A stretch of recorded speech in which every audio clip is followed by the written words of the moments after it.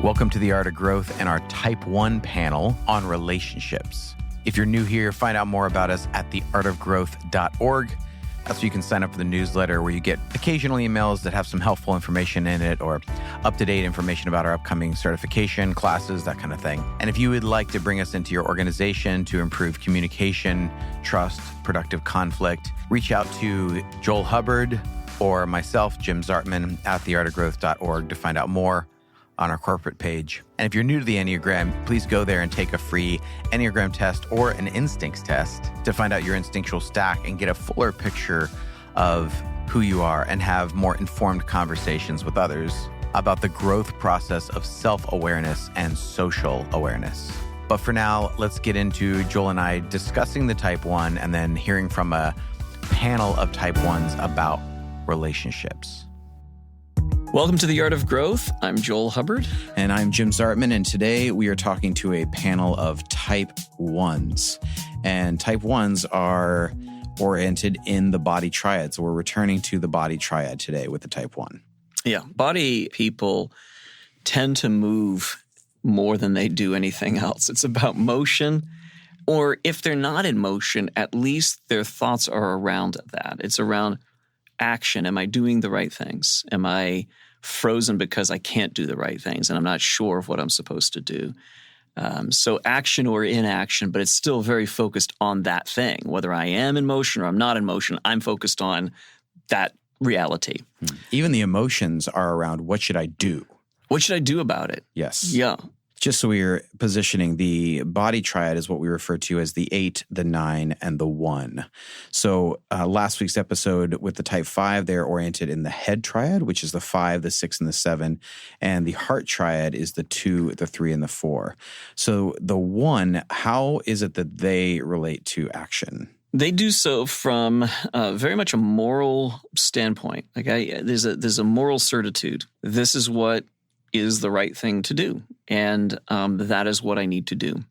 So there's an internal discernment that's also trying to be matched against the external feedback of the world. So ones are very aware of what they believe to be right and wrong, but they also need to have that sense of, is the world or authority figures, are they behind that? Are they supporting that? Do I feel supported in what I'm believing or arguing for or moving towards? And that is what drives a lot of the 1. So discern what is right, wrong, and then get into action, make things better. So perfection is a big deal for them. Their attention tends towards what is not working right, what's imperfect, and then go about make it better. Even if it's doing something physically to improve something, it is driven by this higher ideal, which is this is what actually is right, and this is what should be done. This is how things are to function in this world. And so along with it comes this very heavy weight of criticism, internal criticism. Did I do enough? Did I do the right thing? Was it perfect enough? That's a heavy weight to carry. But it also, on the high side, is also something that helps them to make things really good and do a very good job at improving themselves and improving the world around them.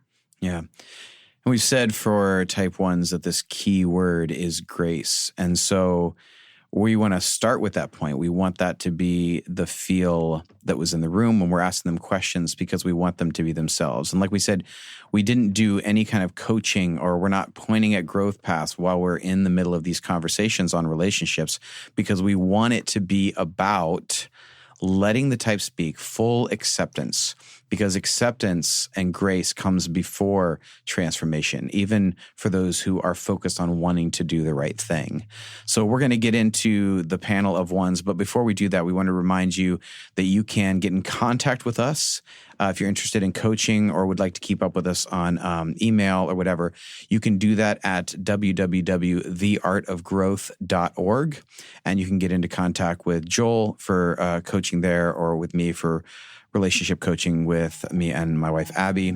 But right now, we're going to get into our panel of Type 1s talking about relationships.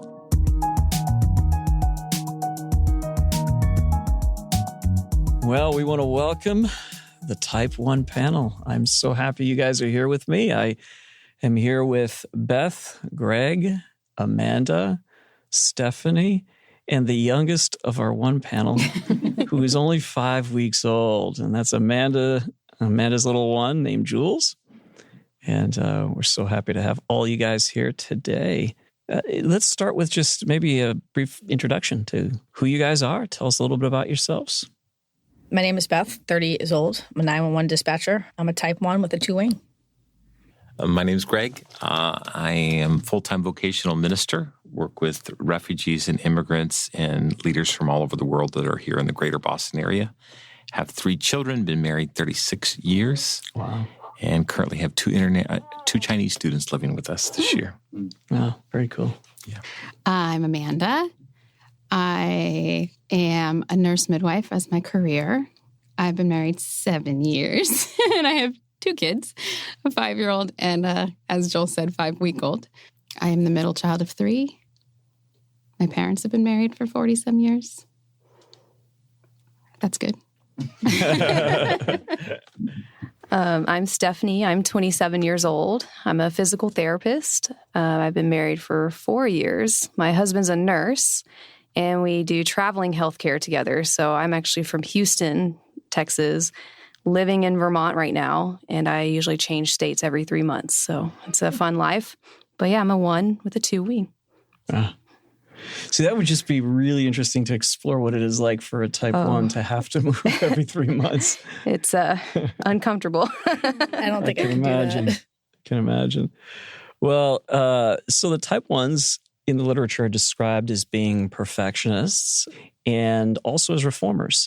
The challenge of the perfectionism, but also the wonderful high side as a reformer. But it means that your attention does tend towards things like right and wrong, good and bad thinking. And ones often report having this really strong inner critic that functions almost like another person inside them, kind of regularly corrects them or points out the mistakes they have made or things that are imperfect around them, how things should be. And so I'd like you guys to maybe just talk about yourselves more. I don't want to say more than that about the Type 1s because you guys are here and I get to hear from you. So maybe talk about how you first found out you were a 1, what that did to you, how you responded to that, and anything else you want to say about Type 1s. Well, you told me I was a Type 1. Yeah. And things just made a lot more sense to me. I think I was like, wow. Yeah, because at first you thought maybe Type 5? 5, yeah. Yeah. So according to the test I took online, I was a 5. I actually took 3 tests online, and I got like 3 different answers. And once you saw the motivation of the 1, is that what sort of started to click for you? The behavior, the motivation, Yeah, the pattern? behavior, the constantly need to have things like go a certain way, the control part mainly. Things always need to be like perfect.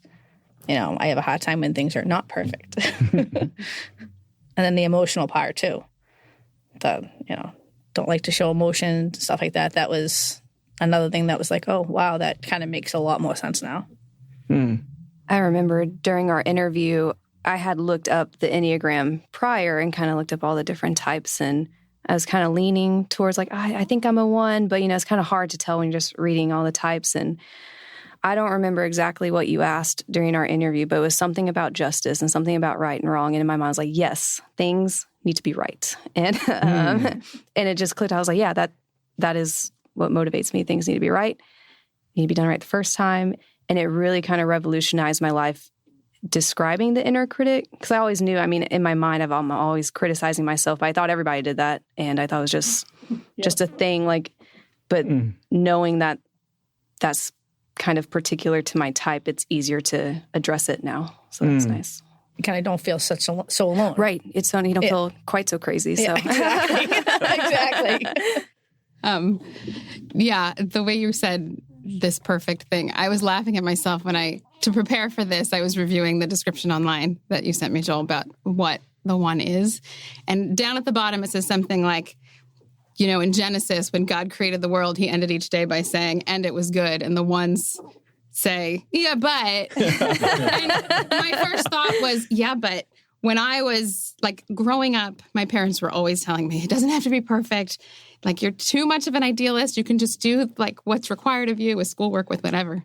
Yeah. And the passage that I would always bring up to them was in Matthew, where Jesus says, be perfect as your heavenly Father is perfect. And so for the description to be like, but everything's good, I was like, but that's not the one you're supposed to be following. It's this other one that says to be perfect. So that's the voice in my head. Yeah. For me, I think I was leaning toward the 3 initially, the performer, because I am self-aware of like wanting to do a good job and wanting to please others and to succeed in what I do.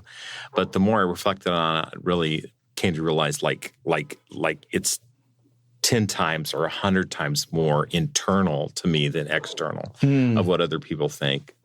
And so it really resonated with me, the notion of being like the inner critic or the harsh critic, or walking into a room or to a new environment and looking around and just reflecting on what could be different. I mean, because I'm in ministry and I visit around to a lot of churches, I'm going into different churches and I'm kind of looking and saying, it just takes me a long time because I'm sizing up what's going on and how this is going. And it's very hard for me to kind of be present because I'm kind of evaluating things constantly.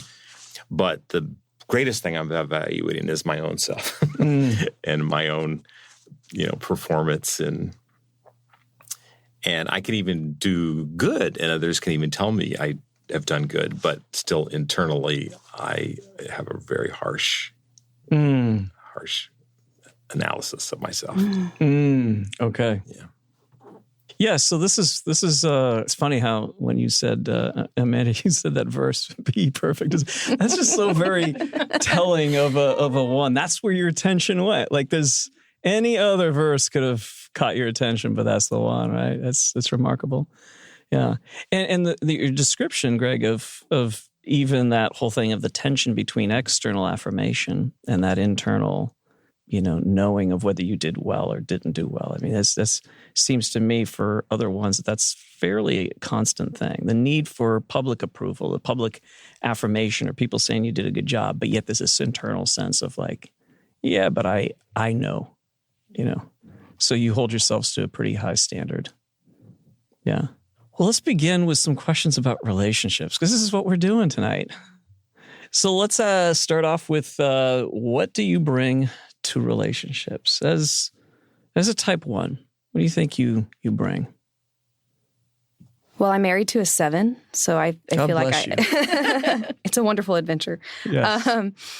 So some of this is biased to that relationship, but I feel like I bring some stability and structure to the relationship, the ability and the mindset to carry things through. Like if there's a goal or if we're trying to work towards something other than just kind of flimsily putting out like, oh, this is where we want to be, I can be like, okay, but here's how we get to it the right way. Here's how we get to it effectively. And yeah, so. The first thing that came to my mind with that question was that I really care.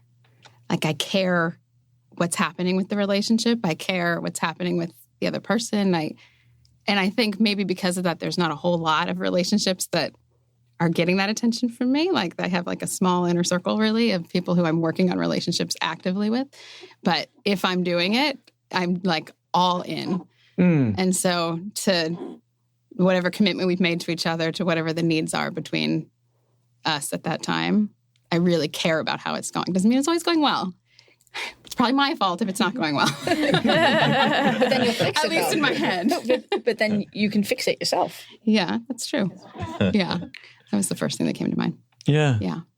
I think for me, I value authenticity and transparency. So my best relationships are those that I can be self-disclosing of my good, bad, and ugly, but that others are also willing to do that. I will kind of sniff out if people are not being authentic. And I think going along with that, like people who listen well, I really value people who listen well, and I hope to be a good listener. And if people don't listen well, those tend to be kind of shallow relationships for me, and I don't tend to invest a lot in those relationships unless it's just purely for ministry because I need to care for this person, but I don't really I wouldn't view that as a strong relationship for me. Okay. Yeah. I'm seeing some head nodding. Yeah, I agree Yeah. with that 100%. That's a great way to put it. It's a big deal to have authentic relationships, and kind of like Greg said, it's really easy for me to sniff those out if I know that someone's just kind of not all in or being fake or not listening. It's not easy to keep those around. It's And it kind of goes with the trust thing as well. yeah, Because if they're not being authentic, how can you trust them? right. So listening is a big deal. I mean, you guys mentioned that. Being listened to. When you said you're all in, I mean, you said, you know, when I'm into a relationship, I'm all in. Like it's there. You guys feel the same way? Like it's you really pour a lot of energy into those relationships. Yeah, for me, it takes a while to get to that point. But once I get to that point, I'm 110% in. Mm-hmm. But it might take me 6 months, a year to get there. Okay. Anything else you want to say? What else do you bring to relationships? Understanding, Loyalty. encouragement. Connecting deeply if the other person's willing. Mm-hmm. What does that look like? Say more about that. I think of it like first with my wife. I love having our Sabbath day together because it's a day that we can go have coffee and we can sit and chat. We can read something together. We can listen and interact about something, but really more kind of sharing what's going on in our worlds. That's like really, really important to me. And I think somebody else said like I like order. And so order and rhythm is like really, really important to me. I went to a monastery like about 2 weeks ago and spent 4 days there, and I absolutely loved it. Like the order of it and things and stuff like that. But people who aren't wired like that, they don't maybe feel that need as much. And so it's always this negotiation, like with my relationships, like with my wife, of what connecting means and looks like for her and what my expectations are. So I put a lot in that, particularly on my day off, my sabbatical day. Like I have a lot of expectations. Like I want to connect with her on that day. And if I don't, where she's a little more spontaneous and like flexible and that kind of thing. Okay. So it's always navigating that. And so what the connection looks like. Yours is scheduled. Yeah, I value the scheduled time. Yeah. Yeah. So on that vein, when you were speaking, I thought, yes, expectations are something else I bring to a relationship. Like I expect to be listened to. I expect that you'll be home when you say you will, which if you know my husband, you know does not always happen. So growing as a person for me has required understanding that like what I expect is not always clear to everyone unless I say it. I had a therapist who told me that an unspoken expectation is a planned resentment. And I think that sort of sums it up, like to learn that my values and my expectations of what is right or wrong in a relationship or in anything aren't always already in the heads of the people around me. And relationships can deteriorate if you just harbor all these resentments about expectations that aren't being met. So being aware that I'm bringing those expectations to relationships is helpful, I guess, if you respond to it. Not always a good thing I bring into a relationship, but I'm bringing it. So some clarity. Mm-hmm. You bring a bit of clarity to relationships where some things might be not communicated. I mean, part of it that you described as needing to communicate is some of those expectations, but do you really bring clarity at least? These are things that the way things should be and the way systems should run, you bring that level of clarity to. Would you say that that's true? How your On my family best should days. be? And Yeah.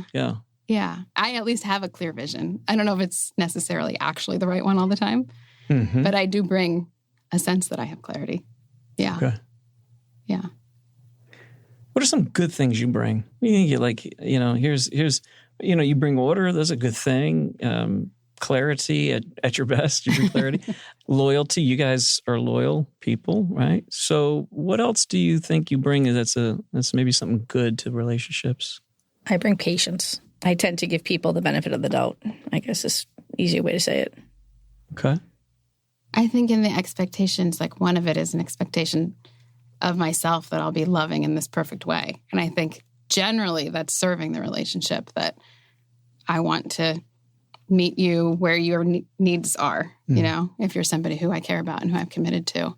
And even if, like you were saying, with people you're ministering, like you'll serve them in that way. And I think probably we also bring it to those relationships, even if it's not somebody who it's like your partner or your family. Like my patients, I will try to be all with them when I'm with them to meet their needs. And I think that feels like it goes along with all of what we're saying. Mm-hmm. Yeah. What about doing a really good job at what you do? I think that's kind of what I'm trying to say. That's what it sounds like. Yeah. That's what you're going. Is everything you do really well. And that's your intention. Even if you see the flaw in things that you do, the intention and generally the product of what you're providing in relationships and work is really good.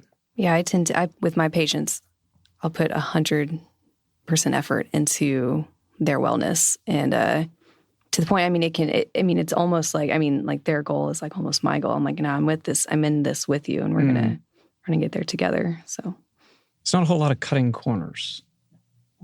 I don't have that option on my job. Not in your, you know what it's... I think for me, it's like I always have this ideal that I'm always reaching for in pretty much everything, in my relationships, my work, or whatever.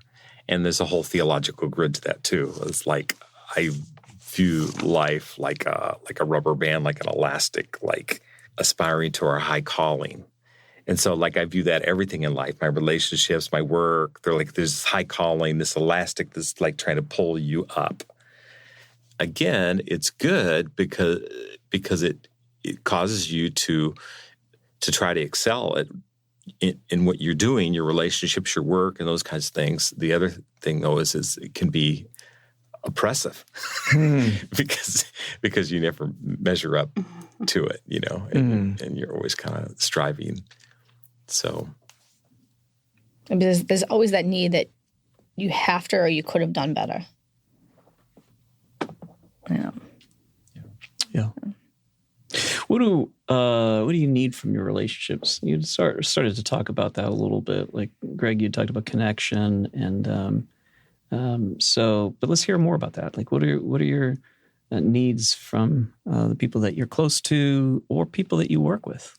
So for me, I need someone that's gonna make me laugh, because I have way too much going on in my head. And then like when things don't make sense to me, I tend to go off on like rants or tangents until it makes sense, you know? And so I need someone just to shut up and listen until I work it out and then talk about it. So instead of sitting there and saying, well, it makes sense because because the way you're explaining is not how it's going to make sense in my mind, you know? So someone just to like sit back and just nod their head and listen until it clicks in my head.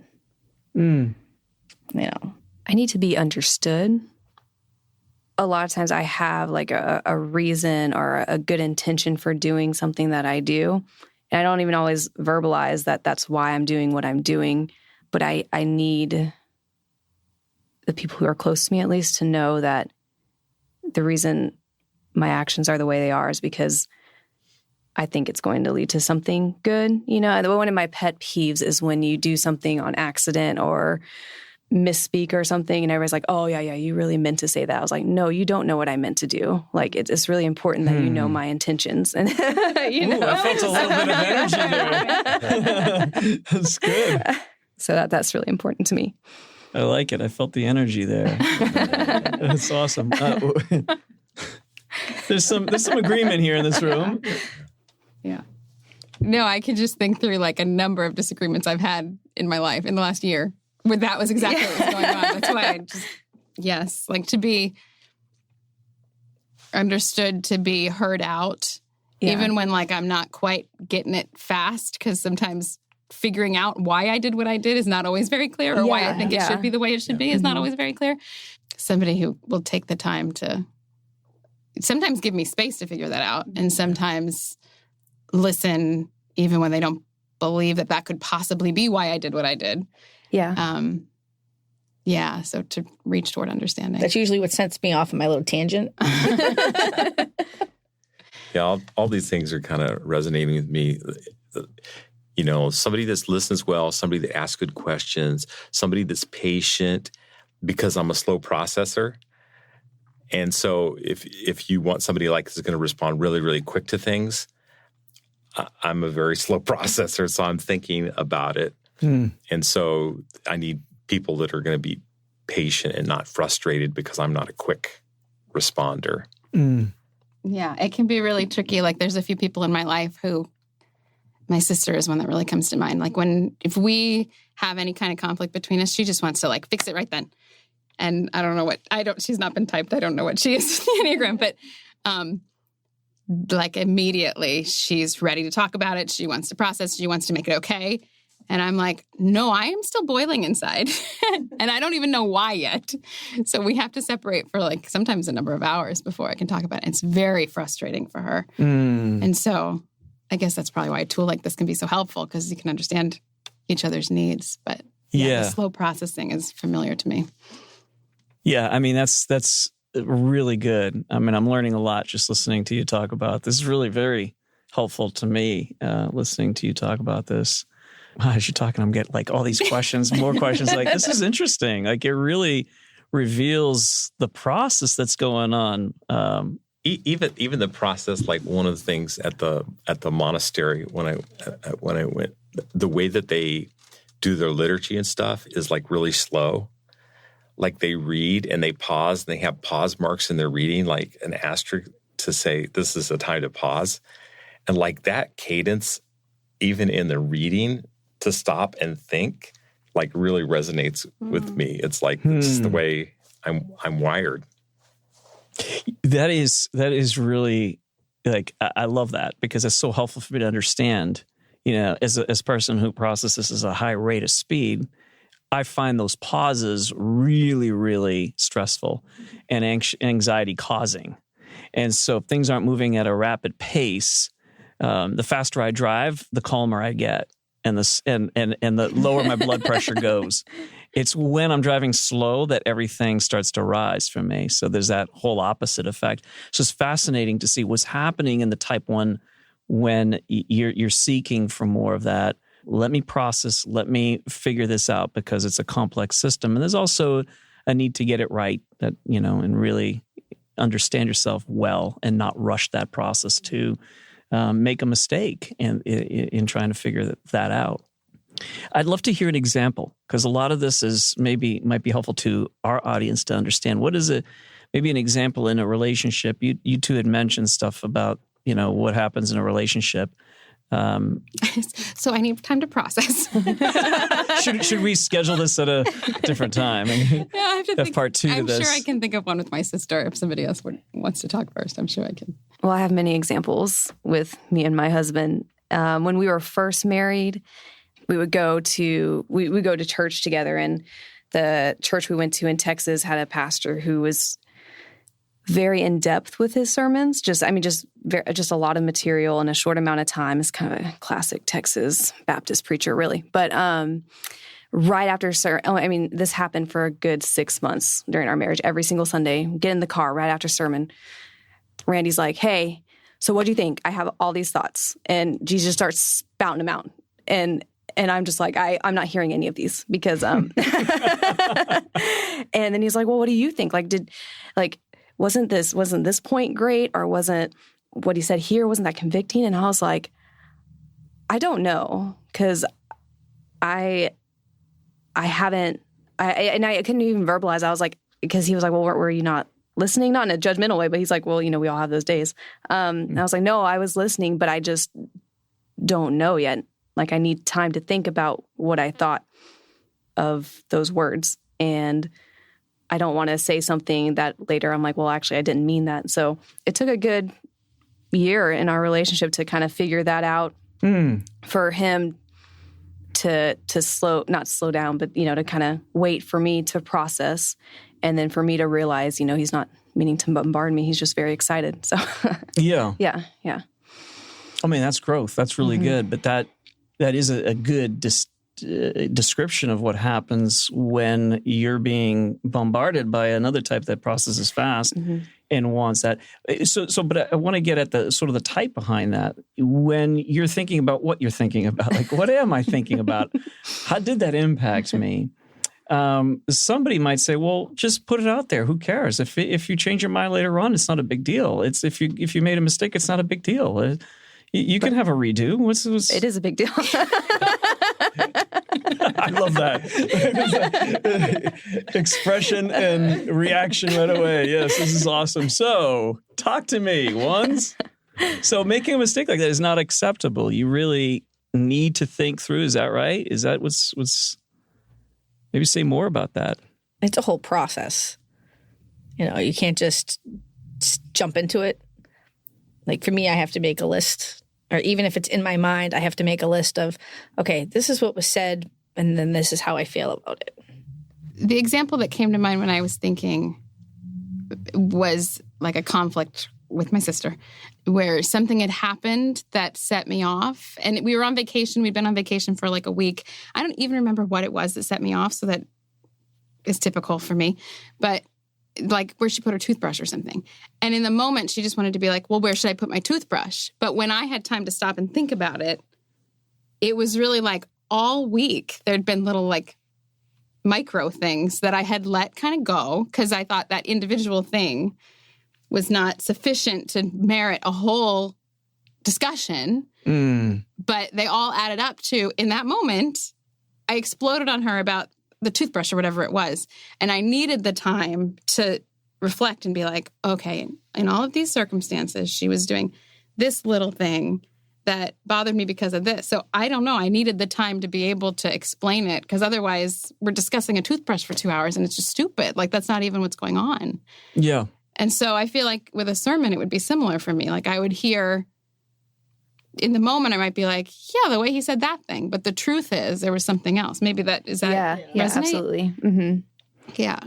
So that's even more. I love this. I'm getting deeper. I feel like I'm going into the rabbit hole here with you guys. So there's even in the processing of something that happened 5 days ago, there's a delayed processing. There's this happened, but I set it aside. Nearly everybody avoids dealing with things. I mean, certain types don't, but a lot of types do. They avoid dealing with something right away. But ones are described as those who can have a fight or can have a problem with their spouse, say if they're married, and they won't express the anger or the emotion in the context of that situation. Instead, what happens is it gets exercised in a different way. It comes out on the road at some driver who cuts them off, and that's where it shows up. And that's all part of the one sort of trying to be good, right? This is what it means to be good. You don't yell, you don't get angry, you kind of repress that. So I'm hearing that in some of this. Is that true? For me, it definitely is. Yeah. I think it's, for me at least, it's hard to know, and maybe there's more work I need to do here. It's hard to know what the explanation is for why in all those other moments, I don't feel like it's okay to express the smaller need or the smaller, whatever the case may be. I've tried to explore this before and I don't have an answer. If somebody else does, maybe I'll learn from it. Sometimes I feel like with all the small things that like lead up to the big outbursts, a lot of times I used to not realizing those small things. They just kind of go in and just like hide. But now I'm starting to realize them. And a lot of times I'm just like, it's hard to explain, but like, it feels like, no, it isn't, that's not something I should be angry about. Like, that's not, like, that's silly or that's not right. Or if someone made me angry, well, they're having a bad day. I should give them grace for that. But the problem is, like, I don't give them grace for it. And and then it just all, like, stacks up and eventually just comes out. Well, that's what it is. It kind of, you stuff it down and just all boils over at one point. Yeah. It could be something as simple as you drop your phone. Yeah. Or someone asking, how was your day? Yeah, there's something in that that's like, that shouldn't bother you. It's not right that it bothers me or something. That's a flaw in me that I'm even bothered by this little thing. Yes. So I'm not going to express that because somehow that makes it not bother me, but that's not how it works. So then the little bothers add up to what feel like a big bother. And for me, that's where like it feels like it's on the drop of a hat, it goes to rage. Yes. And like it gets addressed a lot, like with my son, my 5-year-old, not yet the 5-week-old, but like I could be having a bad day for 100 reasons, and I've let them all go because I'm trying to be nice. But then he does something little, and I can be very mean, and I hate that. And so then I feel even worse afterward because now I'm like also a bad mom on top of everything else. Yeah. So I think I have something about that, like not feeling like I should be having the response I actually am having, so refusing to express it until like there's just, you can't help it anymore once there's enough pressure built up, I guess. And then at the point when the pressure's built up so much, it's like, for me, I'm not even in control of what I say. Totally. It just... So it comes right out. It's like it just comes right, word vomit. It just... yeah. The slow processing is gone at that point. Exactly. There's no processing. Exactly. Yeah. No processing. Yeah. There's a, what is that about? Well, it's interesting. Like, I'm trying to sort this out with different kinds of relationships because certain relationships, I have a much, I kind of operate in a much more mature way. And then other relationships, I operate in a much more immature way. And the most immature way is often with my wife. Yeah. At work, I can be really patient and forbearing and very thoughtful. But a lot of times with my wife, what you said in terms of it kind of building up. And so many times in our marriage, where she say, "What's going on, Greg? What's going on? What's wrong? What's going on?" And sometimes when she puts that to me, I actually just like I don't. Can you describe that facial? Yeah. I'm like trying to speak, but I can't speak. And I do a ton of journaling. So but many times the explanation has gone like, well, it was like this happened and this happened and this happened and this happened. And that's why I feel so depressed and despondent and angry. But it wasn't just one thing. It was this built up thing. Yeah. But it's interesting to me why certain relationships, it's really an immature expression where other ones I can actually articulate it easier. And I think like at work and stuff, I do it much better. But like I have like Superman with kryptonite when I go home. Yeah. I completely relate to that. Yeah. And for me, it feels like, because I was thinking about this when I was going through your questions, and it kind of relates to the next one.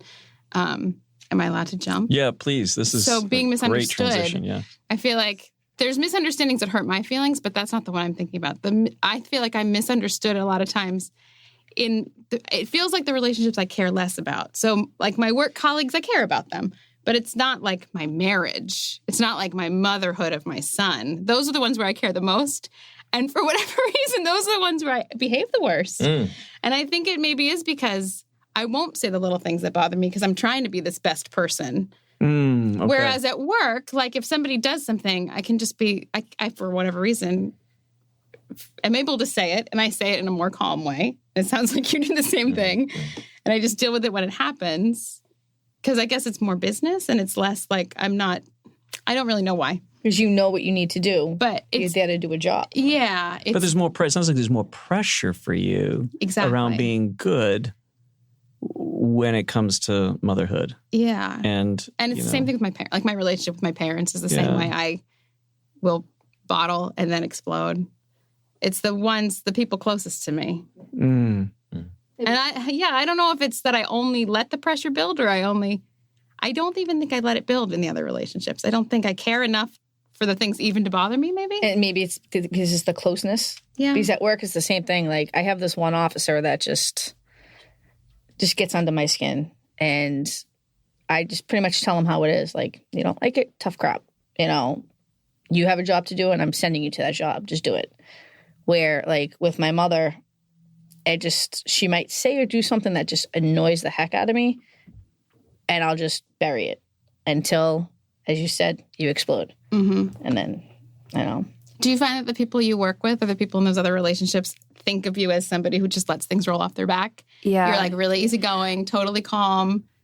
Well, sometimes and not that I say I don't like care about my work colleagues, but I'm not really bothered if I hurt their feelings as much, like, because I'm not as close to them. Sometimes I feel like that. Yeah. So if something happens and there's a conflict, I'm be like, well, hey, look, you got to fix this. Like I don't know how else to put it, and I'm not as bothered by that. Mm-hmm. Whereas when I go home, or like my parents or my brother or my husband, it's almost one of those things like they're doing something that annoys me or frustrates me, but I'm trying to like give them grace and be like, no, just let it go. Just let it go. But you're not letting it go. And sometimes you're around them more, and it's just like constant.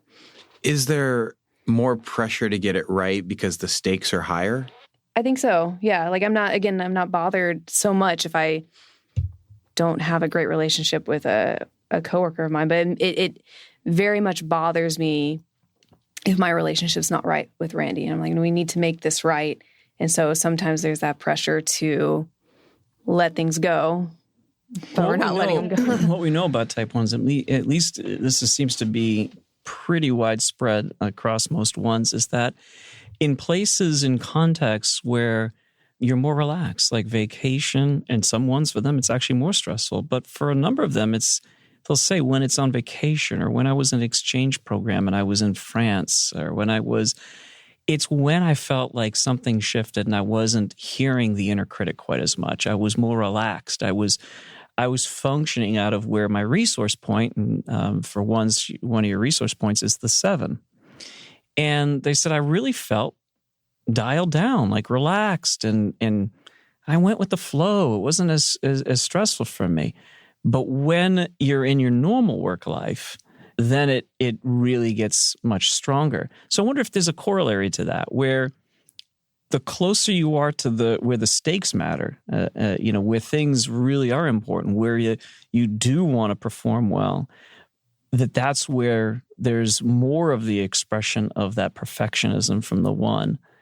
And it shows up both self-critical, but also at times critical of those around you as part of, it comes from not only your own sense of needing to be better and wanting to be better, but also wanting to improve those around you as well. Like it's where you really lean in to try to improve things. When you were saying that, see if anybody agrees with me, but I think for me, there might be something where in these close relationships with my parents, my son, my sister, my husband, I sort of have an expectation that we should have the same values. We should want it to be the same way.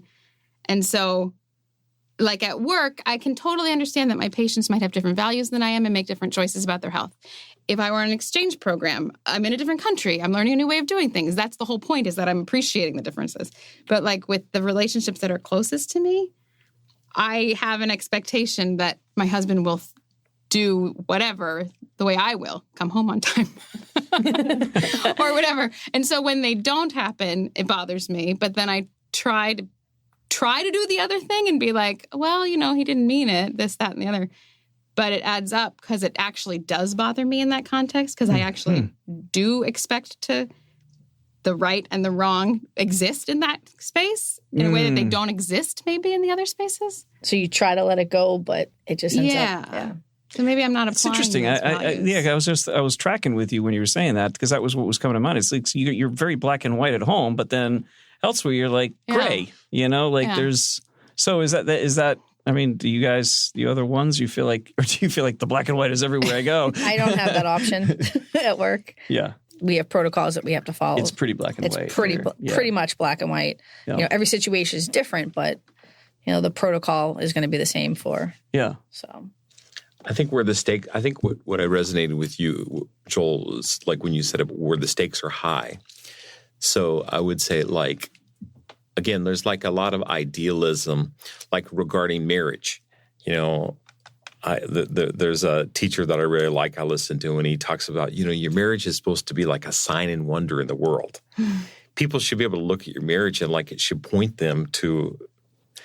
That's a high.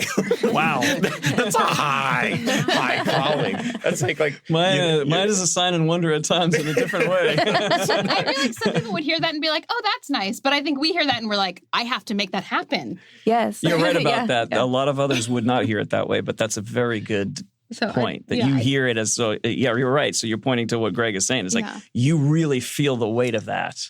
Yeah. So I think, again, so the thing of like being connected to my spouse is really important to me because because I love it and I want to be connected, but it's also a thing like I want a relationship to be like that. And I do embrace the notion of that our marriages should be a sign, that there should be something about them that is pointing and appealing. And then when I think of like work, the stuff that I'm really vested in, the stuff that I'm working in is I've taken on a lot of projects where you try to do something that hasn't been done quite that way before. And the reason it hasn't been done that way before, because it's really hard to do it that way because so there's a lot of reformation kind of work that I do. And so that's like stuff that I really care about because you're trying to create something new that hasn't been done. You're always falling short of it. And then navigating that with your team is, something that we have to constantly kind of do too. And just, I don't know. I think I'm a very black and white person. Like see things one way or the other. And looking up, my parents told me that growing up, like ever since I was a little kid, like, Stephanie, there's no gray with Stephanie. There's no gray. But I feel like in healthcare, it's like a world of gray. And so sometimes I kind of have to. In what way? In the sense, just give an example. So I'm a physical therapist. I deal mainly with inpatient rehabilitation. So my patients usually don't come in walking and talking and things like that. So if a patient has a stroke, I can read what kind of stroke they had, what their functionality is right now. And I can see step 1, 2, 3, all the way to 30 or whatever to what they need to do to be independent again and get home. Like, it's very black and white to me. I'm like, A plus B equals C, man. Like, here's what we got to do.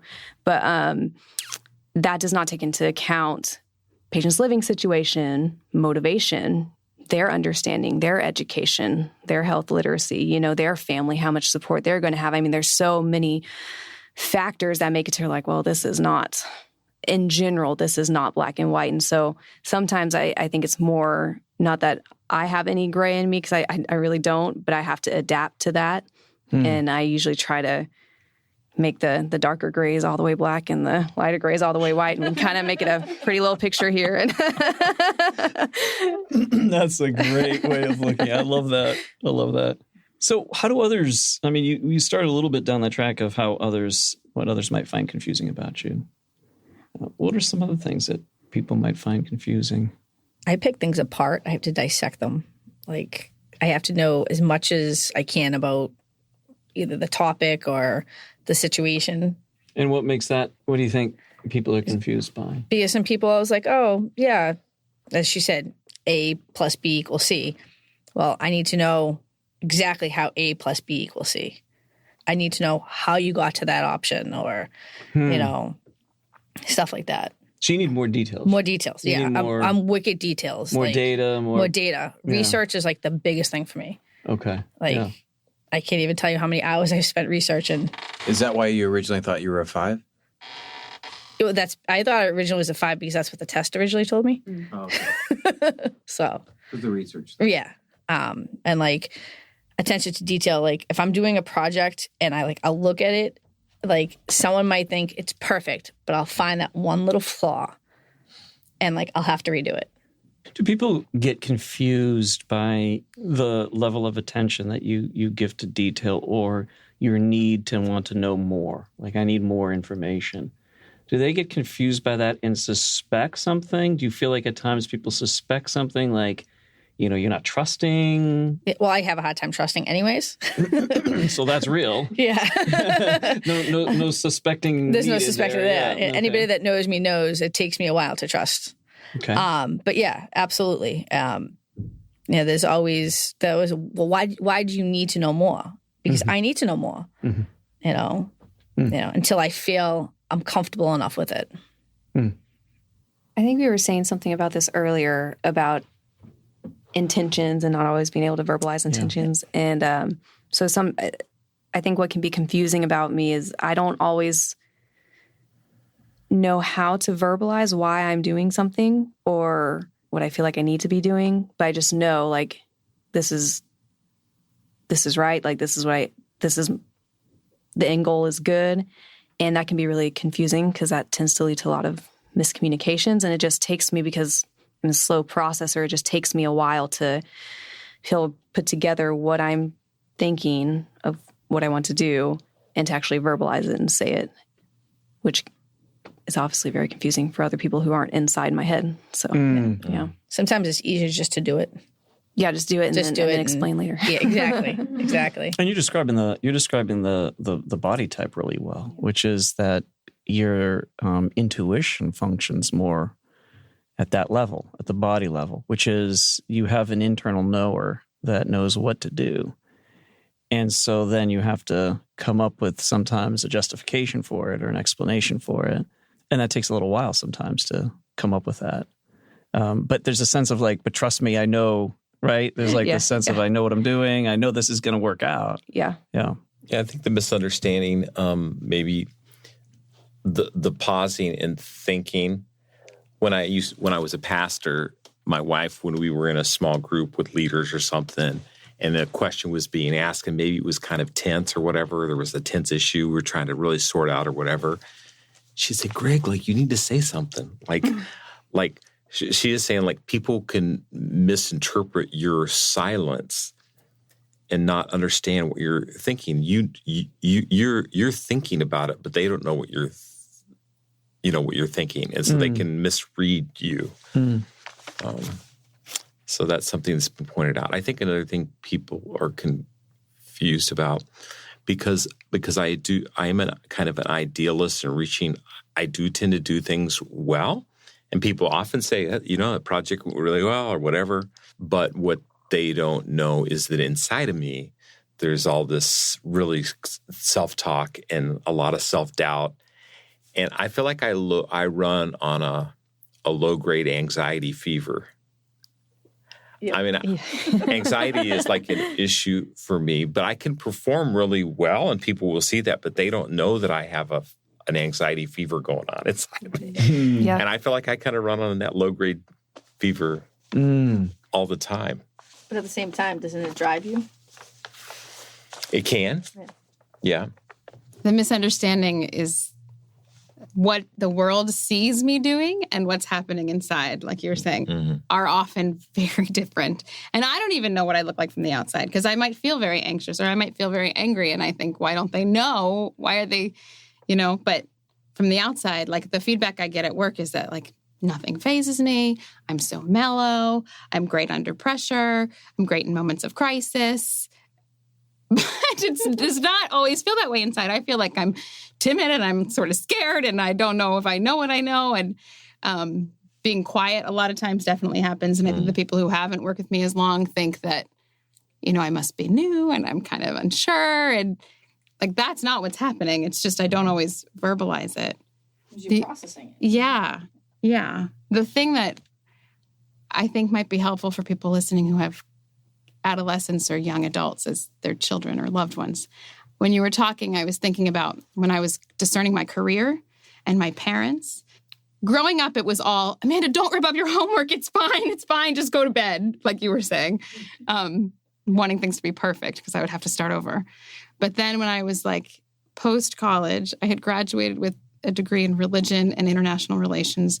But all of a sudden, I knew in my gut that I was supposed to be in healthcare taking care of women. I had not taken science courses in college. And to my parents, this was like, it looked like on the outside to them, I had no direction. I was just flitting around.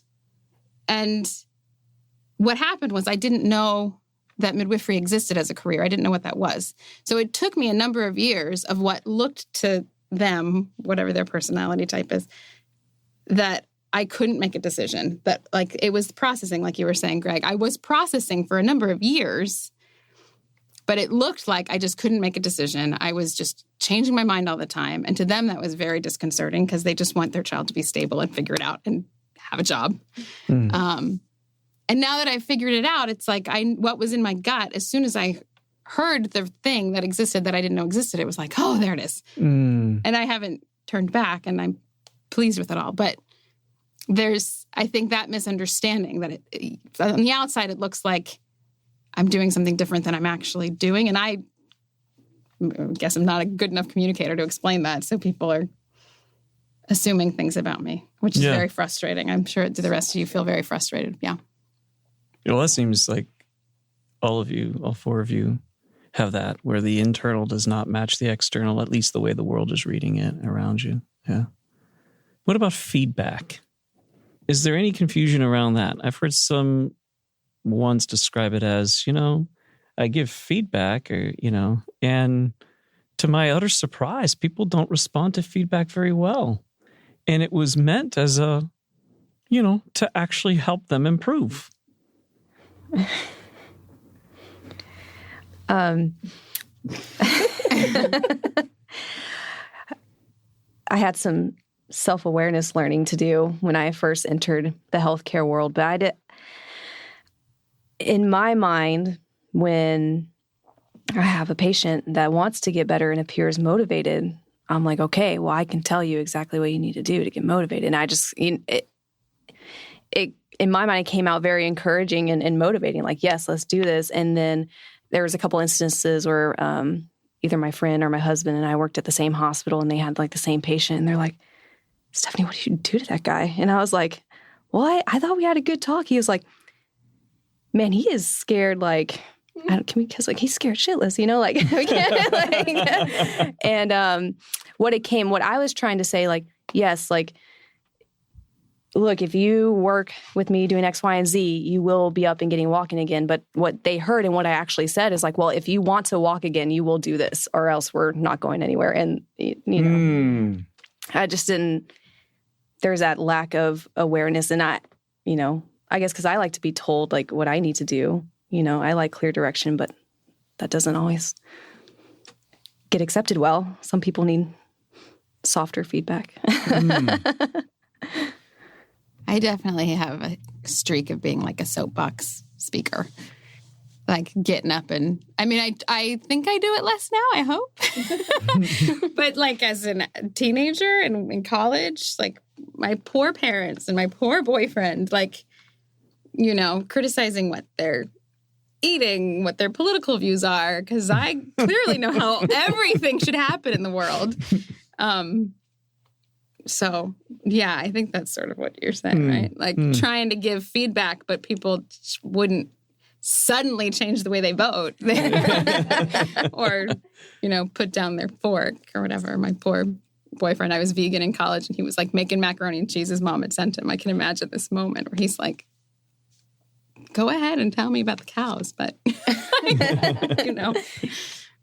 Yeah, I think as a reformer type, giving feedback for what could be better. That's kind of, and again, to me, this is all contextual. Depends on what context you're in. I'm really grateful that I have an awesome workplace, and it's like it's a learning organization that has a really high value and tolerance on feedback and reflection learning, and so I feel no squeamish because it's not based on hierarchy or anything like that. Like a lot of organizations are really hierarchical, and you got to know your place, and you waste a lot of energy thinking about that. No, our organization is very. I personally feel, maybe not everybody in an organization feels this way, but that I'm very free to give feedback, and it's really well received. But in other contexts, again, going back to like my wife or my home. So my dad was kind of a passive person. He was just kind of passive. He wasn't abusive or anything, but he was pretty passive. And so my default is passivity in my fathering that I've had to push against to be more present and to give input, feedback to my kids or whatever. And then with my wife, that's been the most difficult relationship of communicating in a mature way, including giving feedback. So while I can do it really well at work, I don't always do it really well with her. Yeah, really good. Thank you. This is excellent. I think it's helpful to our, to me and to our audience, like people listening in, trying to understand ones. What's going on with a one? What's really happening inside? Because sometimes we don't know. We're talking to a one, and it seems like, when they give feedback, and tell me that this is the better way to do something, it can feel like a shameful thing, like there's something wrong or unlikable about me, when really what you're communicating is, I love you so much, I want to help you. Right? And so in between there, of course, and this is not what this podcast is about, we're going to be talking at a different time about some ways forward between relationships, which is really helpful to just understand what's happening there. It kind of goes back to what you were saying when you were talking about with your patients and, like their health literacy and all these things that affect their ability to follow your instructions. So it gets gray. Mm-hmm. And I'm thinking that the feedback that I would give more harshly to the people I love, like you said, Greg, would be, I might be more harsh with that because I think I know what's going on for them in the background. Like with my patients and other people, I might be able to assume, somebody cuts me off on the road, I can make up a story in my head about why, he's rushing to the hospital because his mother is in surgery, whatever. Like I can make some reason up why they might do the thing that's wrong. And so I can accept that there may be gray in those scenarios with strangers or with people I don't know as well. But with people I think I know very well, I make the assumption that I know what's going on for them. So I know the right way they should be doing it. And so I either give the too direct feedback that's not turns out not to get received well, or I get angry, and like it can go both those directions. Or I give the feedback, they don't do it, and then I get angrier. And so maybe that's misunderstanding, the people around you, because as we have just said, there's a lot going on below the surface that people aren't seeing in us, but that we're also not seeing in other people. Exactly. And I think probably more so in the people we love so much that we assume we already know it all, but we definitely don't. That's a great way of looking at it. Yeah. I think that's a great way of looking at it. And there are different ways that each type can figure out, like, oh, this is what I need. I wonder if I express that too to other people, and to be able to see, like, oh yeah, people don't see me quite the way I really am. Maybe I don't see quite the way they are either. And that's a really mature thing for type ones to move into, is that ability of, maybe there's some things I don't know. My body tells me I know. This is an internal knower. Yeah. And that gets you back into action and back into making the world a better place. You need to be always moving towards perfecting. And so that little pause of maybe is a healthy step. So really good. I'm really curious how this group receives feedback. Like, I would be interested in kind of... That was another question I had in my mind. I wasn't sure whether to ask that, but this is, yeah, sure. Let's how go we there. receive feedback. Not well at all. I think I have a really hard time receiving feedback because if there's a mistake that I made or something that I need to do better, it's very rare that whoever's coming at me telling me that has caught me by surprise. I've already probably thought it 100 times in my head. Oh my gosh, I cannot believe I made this mistake. The inner critic. Yeah, that's like dessert for the inner critic, right? Like, oh yeah, you made this mistake. Here we go. Or you need to do something better. So I tend to be a little more sensitive. I think in a lot of areas of my life, I'm not a super sensitive person, but when it comes to criticism or feedback, it's usually because I've already beat myself down so much. Okay. So. Really good. Yeah. I have to agree with that, because by the time that person tells me you did it wrong, I've already found out 5 different ways how I could have fixed it or done it right, or I should have said this versus this. Yeah, you already have the inner critic. Now you have an outer critic. Exactly. It's already hard enough with that. Yeah. Yeah, generally it just tends to, like, external critic just amplifies the inner voice that's already there. It just makes it louder, screaming at me. And depending on what kind of disposition, I mean, if I can step back and reflect and kind of take it, I mean, there is a way to maturely process it. And in certain relationships, it is easier to maturely process the feedback. It always stings to a certain degree.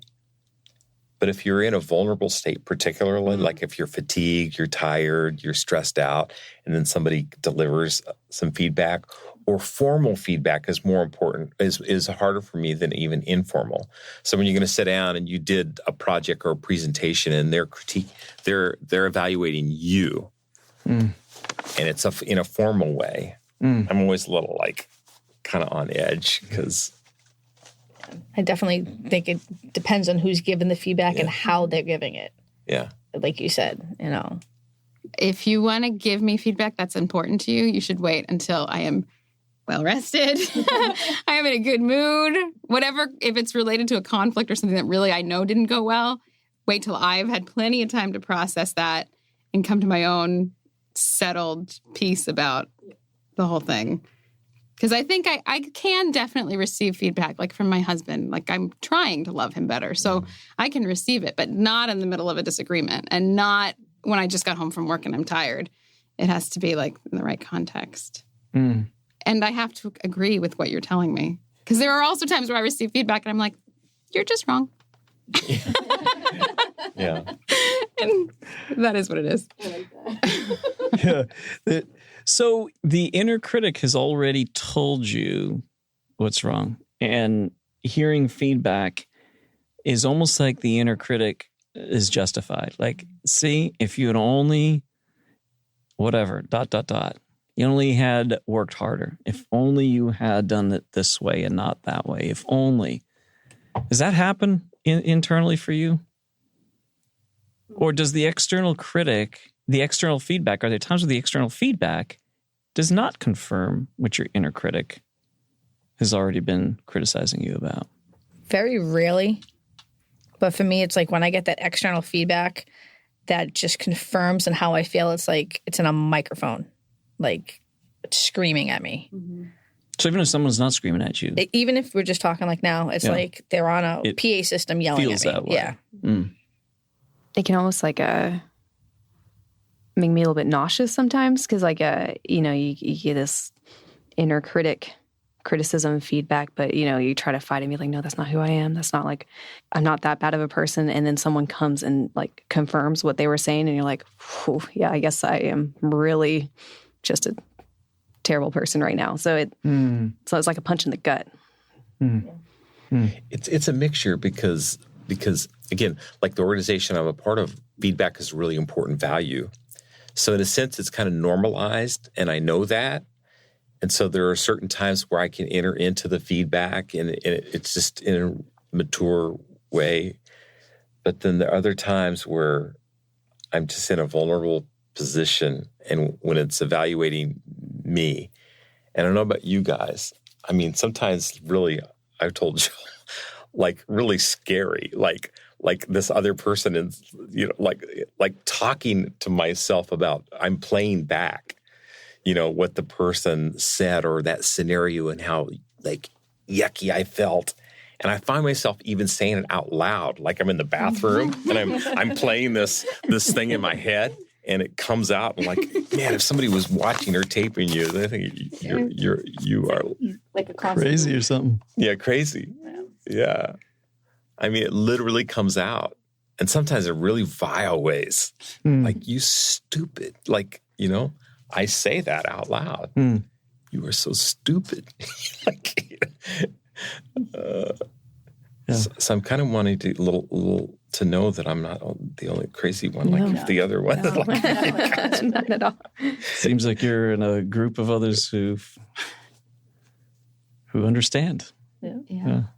It's probably some of the darkest moments I've had in my life are like times when something that was very important to me, I didn't do very well. And I know it and I feel bad about it. And then somebody else pointed it out. And like that night lying in bed, I'm like sometimes, I mean, a few times in my life, not like truly suicidal, but like I shouldn't even be here. Like I am a mistake. I am not good to anybody. And it's when those things align and it's something that was important to me. The inner critic can be, if I'm not saying it out loud, I might as well be. Like, it's right that it is everywhere and it takes over everything. Like, it overshadows any positive thing I've ever done, any positive anything. Like it can be very overwhelming in those moments. Mm-hmm. The only times when I can think of when the outer feedback wouldn't match and like it wouldn't bother me are like things that wouldn't matter to me. Like somebody comes over to my house and says, you really should alphabetize the books in your bookcase or something. Like that kind of feedback, I think would roll off me as much as it would anybody else. See, to me, that's just their own opinion. Yeah. You're just wrong. It's, exactly. It goes back to you're just wrong, right? Because, again, everything comes back to that. There's a real reliance on that knower inside of you, the right and wrong. Yeah. And if it doesn't fit into that, it's just, it falls off of you. Yeah. Let's talk about how people get to know you, type 1s. Just spending time, just be understanding and spend time and kind of learn our quirks. So one of the things we were noticing as we went through these podcasts is how many people would say something similar, like time or quality time, but mean radically different things by them. So what does that time look like? It could be anything from, hanging out, having phone conversations or even conversations and just really getting to know the person, I think sometimes having an understanding, I know you mentioned the word slow, like just when someone's trying to get to know me, just understand that, I'm not going to initially just be like, yes, let's be best friends. It's going to take time to build that trust, but it means a lot to me if you put that time in. And I very much like being asked a lot of questions. It doesn't bother me, and I like to ask questions back to people. I feel like that's a good way to like find where certain people tick. Like, oh, you hit something that I'm passionate about. Like, yes, let me tell you about this. And to truly listen to what my opinions are about something that I'm passionate about. It's a big thing. That's exactly where I was trying to go. So you're listening to your opinions. So listening to your thoughts, listening to your opinions, being asking you questions. I agree with the asking. I don't know if this is my oneness, so you guys can decide. But being asked, I think, makes a huge difference because I feel totally comfortable being an open book about really anything. But there's something inside me that doesn't want to impose myself on other people. Mm-hmm. So, like, if I'm sitting here and you ask me a question, but you don't really listen to the answer, and then you just want to talk about yourself, I'm happy to sit there for 2 hours and listen to you talk about yourself. And I'll keep asking follow-up questions, and I won't mention a thing about myself. And I'm not sure what that is, but I'm getting some nods. So maybe that's part of being a 1. You're happy? You're happy? Well, okay. Good point. For 2 hours listening? I'll do it. Yeah. I'll be disappointed that you didn't get to know me. I'll be disappointed that you didn't care, or I'll think that you didn't care. But I also will kind of be, I'll write you off a little bit as like, and you're not somebody who's going to get to know me, and that's okay. Yeah. Like, I guess there's a part of me, like you're saying, is it really okay? There's some offense, I guess, taken when that happens. But, like, I would leave that party being like, we're not going back there. But I wouldn't be angry about it. I would just be like, they're in the group of people who I don't have to put energy into almost. I don't know. Yeah. So it's interesting because I have like some relationships with people who they're not very self-aware, or at least I don't perceive they're self-aware that they take up all the oxygen in the room. Mm-hmm. And they will talk about themselves and talk about themselves and talk about themselves, and they don't have any curiosity about you. And so my best relationships are ones that are reciprocally curious of one another. Okay. So I will feel satisfied with a conversation relationship where I ask you good questions, I listen to you well, and you listen well to me, and you ask me good questions, and we've had this really deep, meaningful connection and exchange. That's like really good. Mm-hmm. So the people that I know don't do that, like I could take a certain dosage of them, and I almost had to gear myself up and kind of say, okay, I'm going to go for 2 hours, and she and he are going to talk, and they're just going to talk, and maybe at the very end they may ask me a question, but by then it's so spent. And I don't really trust that they're going to listen to my answer anyway.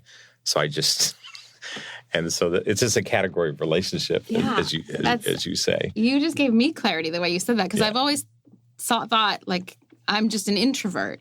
But it makes a huge difference what the quality of the interaction is. If I'm with somebody who's really listening to me, and like there's, not that many people in my life who I'm like got on that level with, a couple dozen maybe, like if I take my family and friends. But like those interactions are never draining. Mm-hmm. But I do feel, I think, more drained than other people do when the opposite is happening. When it's like I just go and it's a room full of people and nobody's really listening to me. And it's interesting. Do you think all ones are introverts?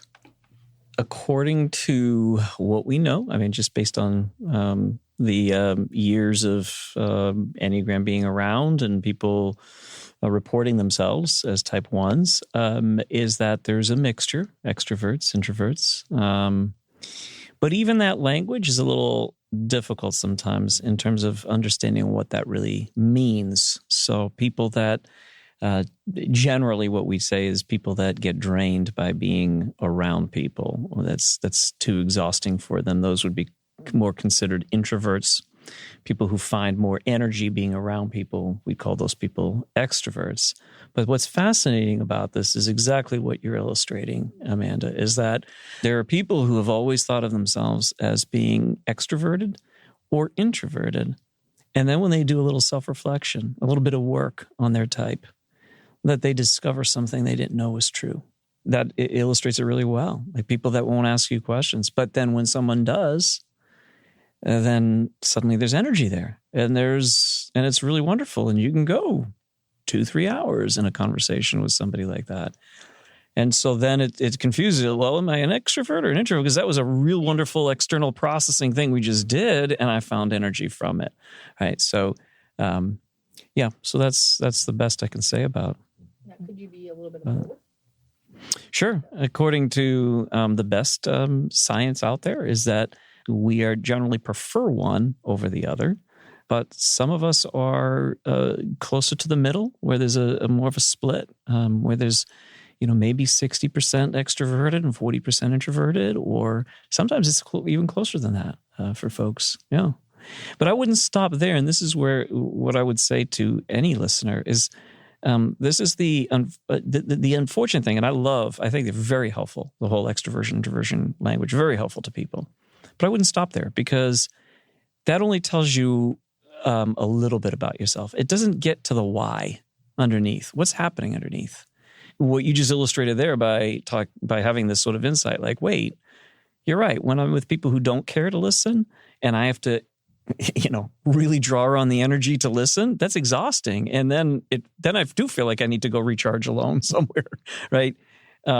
So I think that's pressing a bit more deeply so that you can understand yourself better and then end up with a more realistic picture of, actually, I'm surprised that I'm not 20% extroverted. I might be more like 30% or 40% extroverted. I'm still more introverted, but I can deal with people and I can enjoy people. I just now know that this is the thing that I need to do in relationship with people, is recognize these people take a lot of energy. These people don't. And, so, yeah. How else do people get to know you? Allowing for the slow processing too, with harder questions or with more in-depth discussions, not being so pushy to being like, well, come on, what's your answer? Then you might not get like, okay, well, I can spit something out right now. That's probably not what I'm actually thinking, but just giving that space and that time and not being critical of that time it takes to process. So yeah, that's very important. Mm-hmm. I think just practically, I love coffee shops. I love sitting down with people in coffee shops and having these kind of in-depth conversations. So for me, that's a context where I'm going deep with somebody and connecting. I love nature. And so finding commonalities with people that have interests in hiking or doing things like that and just hanging out and doing, while I can be really kind of despondent at times, I think I'm known as like a fun-loving person. Like when I'm in a group, I usually rise to the occasion generally, and in kind of funny and quirky. And so people perceive me that way as well. Yeah. So there's a measure of, let me just clarify this too, is that the issue of relationship cannot be just totally whimsical and spontaneous. There needs to be some kind of respect of your need for schedule, for expectations, to know what's coming around the corner, to what's, to have some kind of order within, the natural flow of relationship and natural interaction. That sounds like that would benefit you most if it was done that way, rather than sort of like out of the blue during the middle of your day while you're working, someone calling you and saying, "Hey, can we just talk and have a conversation right now?" And that doesn't seem to work quite as well for you.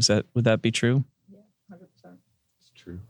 It's funny that you mentioned phone calls because being away from home, so far away from home, most of our friends are back in Texas. So our communication is like phone calls or FaceTime. And it is so funny.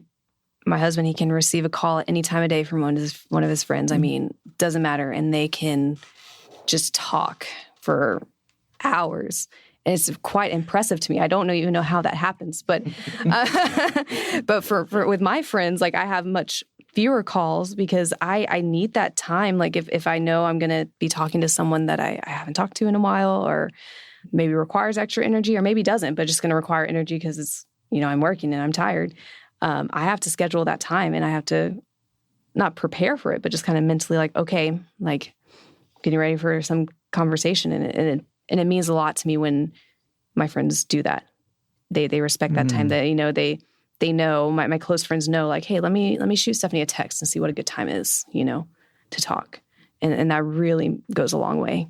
It's a little thing, but it goes a long way. So I have to agree with that. I hate when people just call you and it's like, you don't answer and they're like, well, why don't you want to talk? I said, I don't want to talk. Like, it's those people that said, you text, hey, you free to talk? Or can you talk? They respect your boundaries, I guess you could say, more than that person that calls and just expects you to answer the phone. Yeah. Or the expressions of spontaneity, like even in that, it's like, let's decide that we're going to be spontaneous now. That it's okay. It's like planned spontaneity. We're going to have this time. Then it's okay because, this is what we plan to do. We're just going to... Yay! We're being spontaneous. Oh, that's awesome. I like that. So one final question. I think it's been something that's been helpful for a lot of other type 1s is having others extend grace. That's a language that a lot of 1s really, that appeals to them, is the extension of grace from other people to you, in the area of whether it's feedback or space and time or understanding your boundaries, but extending that kind of love, that kind of grace, say, well, there's a lot of freedom here for you, not a whole lot of moral expectations, right and wrong, being communicated at you, has been really powerful for a lot of 1s to experience that, because it's very difficult for 1s to show themselves grace. And yet that is part of the work, is to be able to do that, to lean more into that space. Talk to me about that. Is that true for you, for sitting here, is the need for grace from people that love you? Pretty huge. One of the best things my husband can say to me, and it's, he probably knows me best of any person and knows kind of the Enneagram and the struggle of the inner critic really well. And anytime I'm going through a hard time or really just beating myself down, he can go and just be like, Stephanie, that person that you're saying that you are, that's not who you are. You are loved. You have been redeemed, and there is grace for this moment that you're in, and it's huge, and it helps kind of bring me out of that pit and of those darker moments. So, Wow. Mm-hmm. That is powerful. I feel that. I feel good. I'll take that from me, too. To receive grace in the form of being reminded in specific ways of the more positive things about myself, too. Because in those moments when the inner critic is overwhelming me, I don't believe any of that other stuff matters. And so if I got angry at my son and I'm beating myself up after he goes to bed about why was I so hard on him about the stupid Lego I stepped in or whatever it was. For me at that moment, I believe that he's going to grow up and not remember, the other 7 hours we spent together that day doing positive things because of the one time I whatever about the Lego. And to have my husband is often the one who's there in those moments because it's like at the end of the day when I'm reflecting, to be there to say, you're a good mom or you're a good worker if it's something that happened at work that I received negative feedback about. That kind of way to receive grace, I think, for someone external to remind me of the positive things about myself that I may not believe in that moment. And I may not believe it when they say it, but I will hear it. You still need to hear it. Yeah. You still need to hear it, even if you're deflecting it. Yeah. You still need to hear it. Yeah. Well, I just want to say when it comes to stepping on a Lego, I think everything is allowable in that space.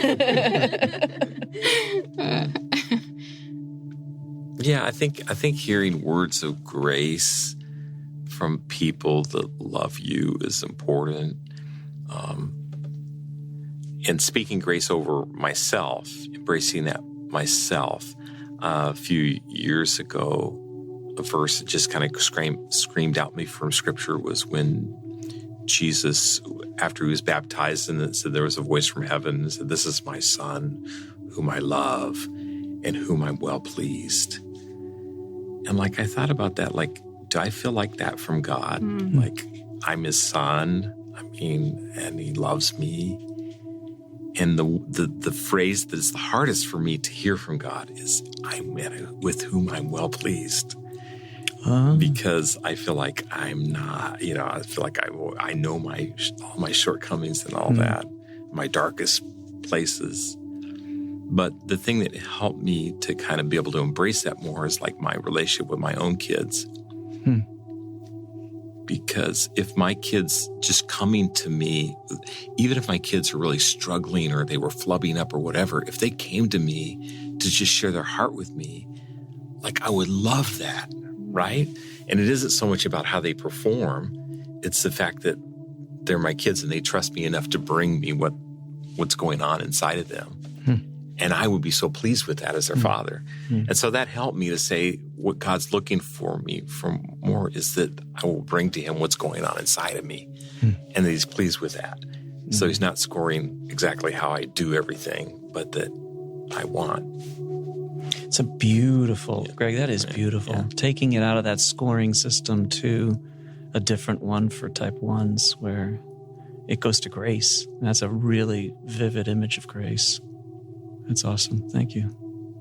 Well, something specific I want to highlight in the grace that was specific was it took it from action to identity. It spoke it as far as this is what you have met this checklist or you've done this, and what you seems like you're able to receive in that space is and what Stephanie said too is no, this is who you are.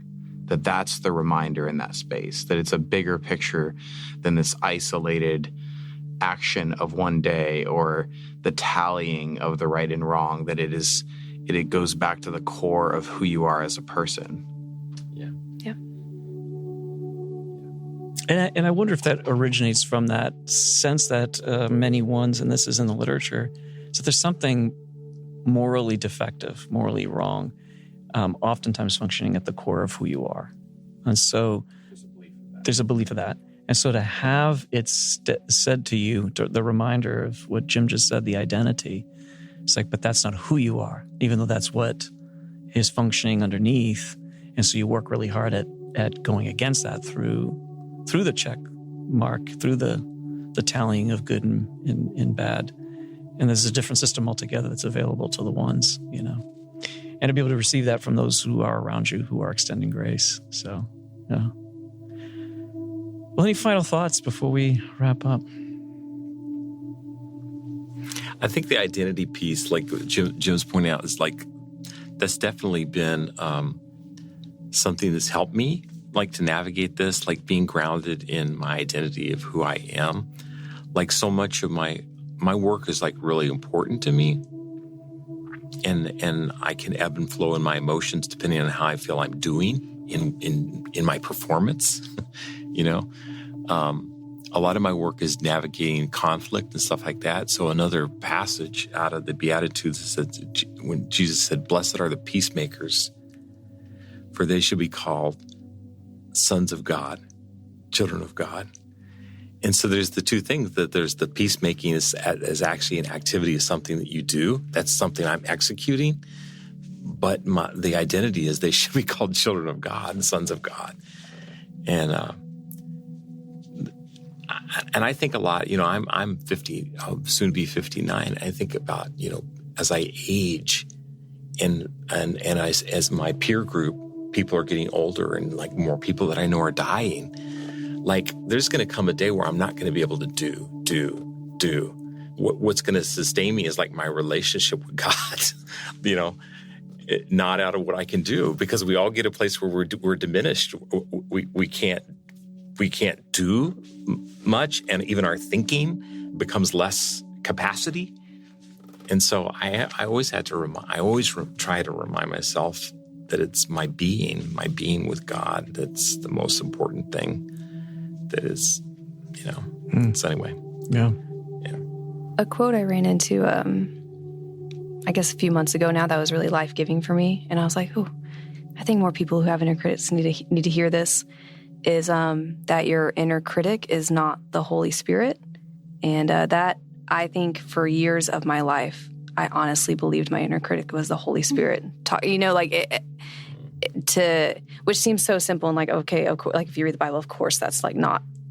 I think for years of my life, I really thought that was the Holy Spirit. Like, oh, you must be just driving me to do better or to be more perfect. But that was really life-giving, because that's not who he is, you know. One of the most interesting things and helpful things for me, and I'm a 7, not a 1, but it still was incredibly powerful, was understanding that originally that accusation and that sense of the accusations we hear and we receive or we do to ourselves, the accusations we make of ourselves, is that the name Satan, the Satan, which is the proper way of actually saying, that's where the name Satan comes from, is the accuser. That's the definition. That's the actual, it was an adjective. It wasn't a proper noun. And so when people referred to it, it was because it was in the legal term. The way they envisioned things was very much like, we're always in a court case and there's a prosecutor, the Satan, and he comes and accuses us before God of being flawed, of being imperfect. And that's the original story. That's the oldest story in the Bible. It's just the story of Job. And that's where that whole thing emerged from. And so, you know, the whole language of Satan is remarkable, because if you could actually understand or believe that or see that, it's like the whole accusation thing is actually not only not the Holy Spirit, but it comes from a different source entirely, a different energy. And so to see that in a different way. Now, that's the low side, because there's a high side, of course, to the seeing things could be improved. And that's a wonderful gift. So I don't want to diminish that at all, to say like you shouldn't have any of that. No, the whole improvement and the need to improve, if that's not present in our world, things don't move forward. We don't actually get to see the way things could be in one's bring that. And so that's to never be diminished. That's actually to be excelled in a greater way, just without the sabotaging effect of, you know, the low side. Well, thank you to each one of you. This has been remarkable. It's been very helpful. And thank you for opening up and sharing your lives with all of us. So couldn't have done a better job. Grace and peace to each of you. Those two words are really important to all of you. Grace and peace to each of you.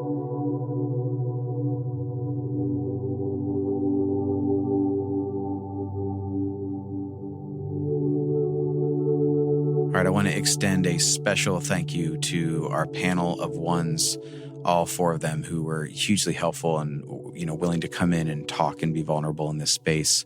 At the tail end of these episodes, we wanted to do a little bit of coaching tips around relationship.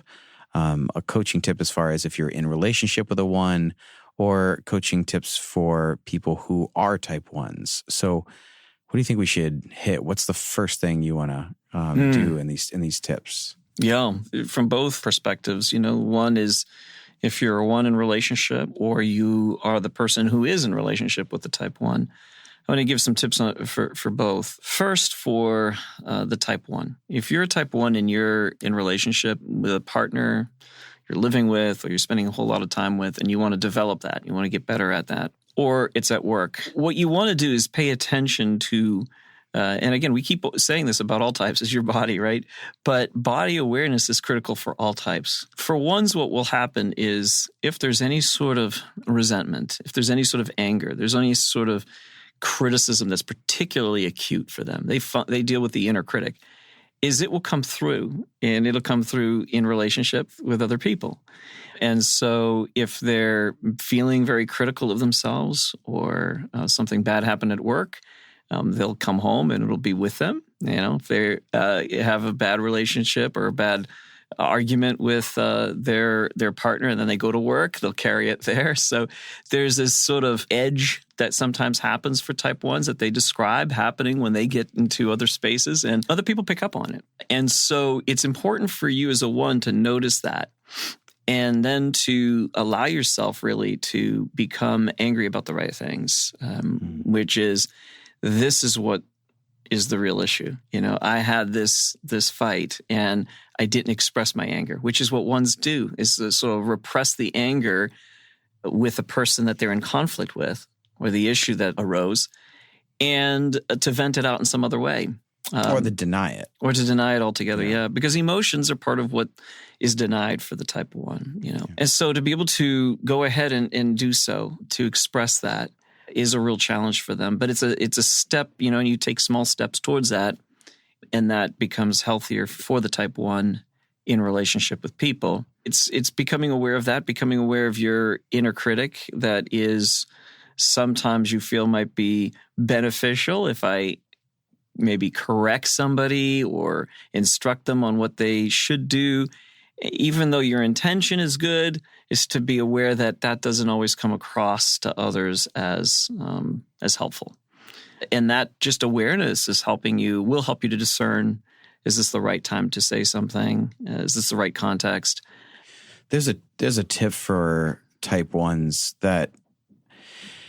so we all gravitate towards feeding our type to a certain extent. We almost feeding our own brokenness or feeding our own patterns. So a lot of times I think 1s gravitate towards people saying, well, this is how you can do it better all the time. And they actually might balk or push against the messaging that appeals to other types, which is you need a lot of self-acceptance. But for type 1s to grow, they actually need to lean into some of that work. They need to lean into some of that, the messaging that says start with self-acceptance. Start with saying, this anger that I'm feeling right now, A, I am feeling it, and B, that it is okay that I'm feeling it. That starting with that acceptance and going, it is okay that I am feeling this, I'm acknowledging it. Then you can actually move into what to do about it. But to deny and repress something like that and saying, well, that's just something that doesn't matter, to minimalize the things that you're feeling, to minimalize thoughts that are going through your head, is not a good starting place. Yeah. For what I've been saying just in general for all relationships is that if you do your own work and the other person is doing their own work, right, and you're in a relationship with that individual, the relationship actually becomes better. Because when we're coming to the relationship hoping that the relationship provides something for us, like that's when we have problems, because we're putting so much weight on the relationship, the space between you and the other person, to actually nurture you, feed you, give you what you're looking for, that it breaks under that pressure. And so it's really about becoming aware that you can get your needs met. There are things that you need to work on that are yours. And by doing so, then the relationship is better that way. This is particularly true for those of us who are very self-improvement oriented. which type 1s are. But the kind of self-improvement is oftentimes about repressing or denying.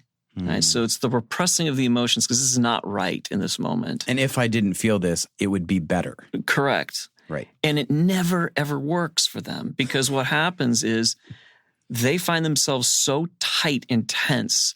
They carry it oftentimes in their neck and their jaw, and they're stiff. Their body becomes stiff because of the sort of control. Well, first of all, it still leaks out. It comes across in so many different ways that people pick up on all around them. And then finally they pop. And when they pop, then there's all kinds of shame around that, right? So it's grace. It's grace, grace, grace all the time. Show yourself grace. Practice receiving grace.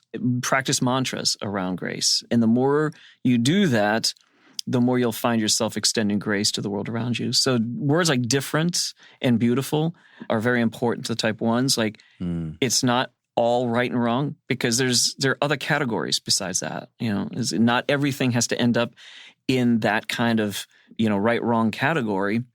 There are other ones that are like, categories like beautiful, things that fall under that.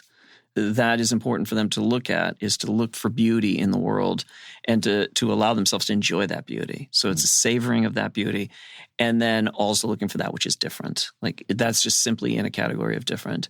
Not to feel like your category of right and wrong is a bad thing. It's actually a really helpful thing because it helps bring the gray into the black and white. Just don't rush that process. Allow different to stay around for a little while. Allow the unknown to stay around for a little while. Those things that don't quite fit into that, let them be for a while. And then eventually they will fall into more black and white sort of actionable steps for you as a type 1. Yeah, don't rush the process is a very key, I think, phrase for them because, there's this goal to get to the right space. And a lot of times the process isn't valued enough. And if the process isn't undervalued, then we probably won't come to the right space anyway. And we'll actually have to go back and redo some things. So what tip do you have for the type 1 in their relationships with other people?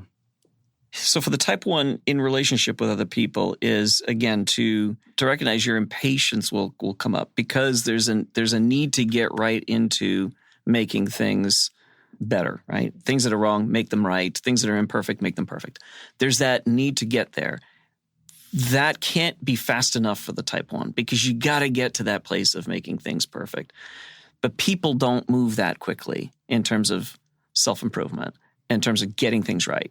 And to have patience for all people you're in a relationship with is going to be very key and very important. That's the act of grace, right? So you're experiencing grace. If you start experiencing grace for yourself, then you're capable of showing that sort of, patience to other people.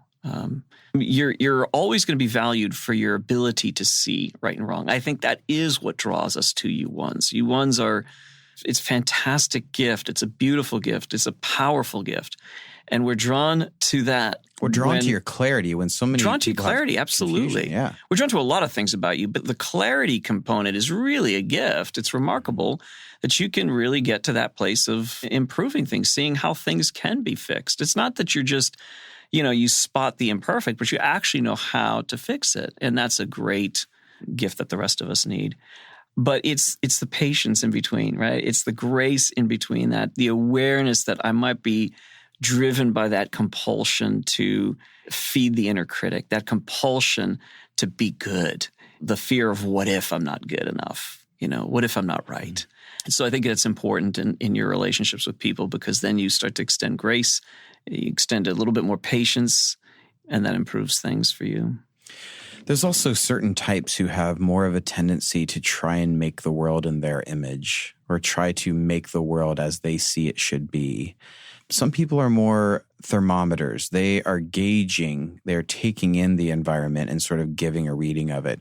And some are thermostats. We want to turn the temperature to a certain place and make it in our image. And sometimes that makes things better. It actually helps. It makes things safer. It brings clarity situations. But there's other times when that very tendency can make other people feel like less valued. They can feel a lot of different things. But for type 1s, just tune into the awareness that there is a desire to make the world as you see it. And if you tune into that awareness, sometimes that is enough. Sometimes that's enough to tweak. Sometimes that's enough to just go, oh, I'm doing that thing, and I may need to step back and learn better to value process.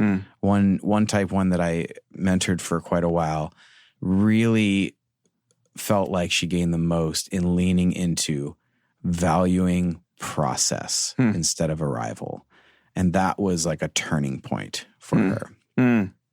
Yeah, that's good. Yeah, that's really good. I think in terms of people in relationship with type 1s, I think you also have to show grace. So it's type 1s need grace because they are so self-critical. If you're going to give any sort of negative feedback to a type 1, know that they have probably already thought about that. You might be surprised by how many things they've already noticed that are imperfect. Yeah. Pay attention to that. Bring that to mind. As soon as you're, thinking about, I need to confront, I need to say something to this individual, is, okay, probably they've already thought about it. So because they've already thought about it, how then am I going to communicate that? Communicate it with lots of grace, not flattery. That you can leave out because 1s don't particularly care for flattery. They care for specific feedback. That's, if it's good feedback, it's going to be specific to the things that they've accomplished, the tasks that they've accomplished. So that's helpful to them. So you might have that included in whatever you're going to say in terms of the sort of negative feedback. Another thing that's important is being aware and communicating your own failures, but with grace. So your own ability to say, yeah, I screwed up in this way, and then just grace to yourself is really helpful to 1s because they live in this world of feeling very much like I have to get things right. So that pressure is so enormous that when they see other people showing themselves grace, it kind of helps them to de-escalate a little bit. That's a huge thing, I think, especially for parents with a kid you might suspect of being a 1, is to model grace for yourself. So because if you're really hard on yourself when you mess up, but you can extend that to yourself and they see that modeled, they'll probably adapt to that more as they grow. Yeah. Yeah, and I think also communication with 1s is you need to make sure that it is very practical and concrete. Anything that is in the abstract, if you're going to ask, if you're working with a 1 and you have to give a project to a 1, or you're asking a 1 to accomplish something, okay? Be sure to make it very clear as to what it is that your goals are. And if you don't know that you're not being clear, ask. Is this clear to you? Have I made it practical and concrete enough? Because if you haven't, that will make the 1 feel very anxious. If it's too nebulous, too conceptual, it's not actionable. And for 1s, they need to be in action. So if you make it clear, this is the goal, this is what we're trying to accomplish. If you don't even know, if you're stuck and you don't know the clarity yet, you don't know how it's going to be, then just say that. Just, hey, I haven't gotten to the point of where it's concrete enough. So I'd love your involvement in that. That makes it helpful. So again, a lot of it is about communication, making sure that your communication's clear. But then let them run. Don't micromanage 1s. That is so disempowering to them. They're going to react to that. And they're probably going to do better at it themselves than you are going to be able to do that to them. Anyway. Yeah, 100%. Yeah. So that's great. So thank you for joining us, and we appreciate you type 1s out there. If you share this episode with someone or leave us a review on iTunes, it's the best way to help the show. And you can also follow us on Instagram at just Art of Growth. If you want to find out more about our coaching or how we train and come alongside companies to walk them through their strategic initiatives, reach out to us at theartofgrowth.org. But for now, my friends, may you know that in your relationships, it is good to notice, to discuss, and to value differing perspectives and experiences. May you take a breath and slow down, reminding yourself to enjoy the relationships around you. And know that peace is not just the result of if you can work hard enough, but it is a place you can stand in with the relationships today and savor a moment that will not return again. And remind yourself in that place that it is good. It is good. Grace and growth, my friends.